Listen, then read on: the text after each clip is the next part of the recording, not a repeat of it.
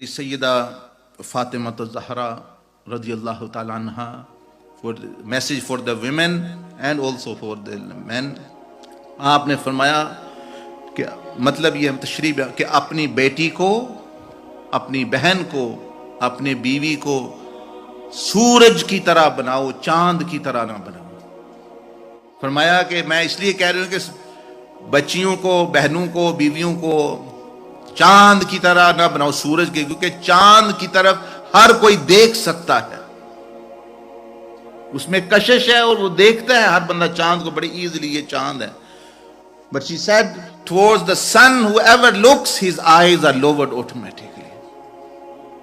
سورج کی طرف جو بندہ دیکھتا ہے، جب سورج جیسے چڑھا ہوا ہوتا ہے، خوب روشنی ظہر کے وقت، تو جو بندہ سورج کی طرف دیکھتا ہے، whoever looks at the sun، سورج کی طرف دیکھتا ہے، وہ دیکھ ہی اس کی آنکھیں نیچی ہو، اس کو بند کرنا پڑتی ہے۔ مطلب یہ آپ کا کہ عورت، بچی ہو، بہن ہو، بیوی ہو، اس کے اندر ایسی حیا، ایسا پردہ،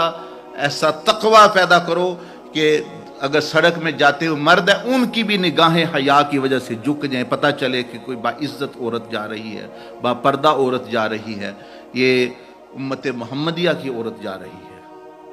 نہ کہ وہ چاند کی طرح اتنی پرکشش ہو کہ جس نے نہیں دیکھنا اس کا بھی۔ تو عورتوں کے لیے آپ کی یہ نصیحت کہ بھئی مردوں کے ایمان کی حفاظت کرو، یہ مردوں کا ایمان خراب ہو سکتا ہے اور اپنا بھی ایمان خراب ہو سکتا ہے۔ تو یہ سیدہ فاطمہ الزہرا رضی اللہ تعالیٰ کی نصیحت ہے کہ عورتوں کو خود بھی اور مردوں کو ایسی تربیت کہ وہ سورج کی طرح بن جائے کہ کس کی نگاہ اٹھے بھی تو وہ جھک جائے، اتنا تقوی، اتنی تربیت ان کی اچھی ہو جائے۔